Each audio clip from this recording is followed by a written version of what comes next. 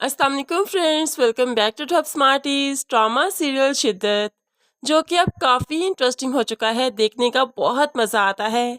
अब तो हर सीन बहुत मज़े का लगता है। आखिरकार पार्टी में सुल्तान और इसरार का आमना सामना हो ही गया। इसरार जो कि सुल्तान से ज़्यादा काबिल, उससे ज़्यादा अमीर है। भला ये बात सुल्तान कैसे बर्दाश्त कर सकता है? वो तो पार्टी छोड़कर फ़ौरन से पहले गाड़ी में आ जाता है। असरा भी भागते हुए उसके पीछे आ गई। क्या हुआ सुल्तान, आप क्यों ऐसे आ गए? आपको मुझ पर शक नहीं करना चाहिए जब मैंने आपको सब कुछ क्लियरली बता दिया है। लेकिन सुल्तान को कुछ नहीं सुनना, गाड़ी में बैठा और गाड़ी चलाने लगा। तुम्हें क्या लगता है मैं वहां पर खड़ा होकर तुम्हारा और तुम्हारे आशिक का तमाशा देखता रहूं? इतना ज़र्फ नहीं है मुझ में, इतना घटिया इंसान नहीं हूं मैं। तुमने मुझे पहचानने में गलती की।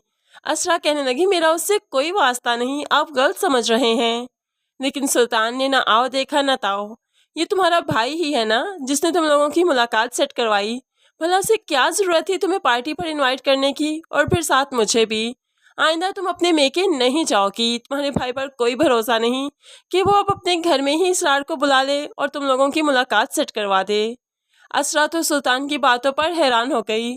आप गलत समझ रहे हैं, आप कैसी बातें कर रहे हैं? लेकिन अब सुल्तान कुछ नहीं सुनेगा।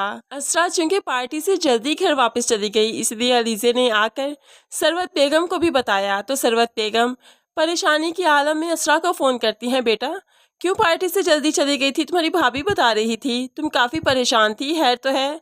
तो असरा रोते हुए सब कुछ बता देती है, अम्मी वो मुझ पर शक करते हैं, हालांकि ऐसी कोई भी बात नहीं, और मेरा मेके आना जाना भी बंद कर दिया। बताए मैं क्या करूं? अब तो माँ ने सोच लिया कि सुल्तान से रूबरू बात होनी चाहिए। अब सुल्तान को भी तो उसकी असलियत मालूम पड़नी ही चाहिए, उसके सामने भी तो आईना दिखना ही चाहिए। इसलिए माँ अब सुल्तान को अगली सुबह फ़ोन करती है। तो सुल्तान ऑफिस में था। तो सरवत बेगम कहने लगी, बेटा मैंने सुना है कि तुमने असरा का मेके आना बंद कर दिया, ऐसा क्यों किया तुमने? तो सुल्तान कहने लगा, आंटी अभी मुनासिब वक्त नहीं है, मैं ऑफिस में हूँ, सभी पास हैं, इसलिए बात करना मुनासिब नहीं। आपसे मुलाकात करूँगा तो सब कुछ बताऊँगा। सुल्तान को लगा था कि वो अब उसके मेके वालों को असरा के किरदार के खिलाफ भड़काएगा, उन्हें यकीन दिलवाएगा कि असरा बद किरदार है, और सभी खुशी खुशी मान जाएंगे, असरा को बुरा समझने लगेंगे। लेकिन खैर ऐसा तो कुछ नहीं होगा, क्योंकि सुल्तान सरवत बेगम के पास जाता है और बहुत ही मजलूम बनते हुए कहने लगा, आंटी मैं सब कुछ आपको बताता हूँ। मैंने इसलिए असरा का आना बंद किया क्योंकि असरा इसरार में दिलचस्पी ले रही थी। तो माँ को ये बात बहुत ही बुरी लगी। अच्छा वो दिलचस्पी ले रही थी, तुमने जल्दी से उसके मुंह पर ये बात मार दी, हालांकि तुम्हें पता भी नहीं हकीकत क्या है। उसका रिश्ता आया था, उसने खुद इनकार किया था।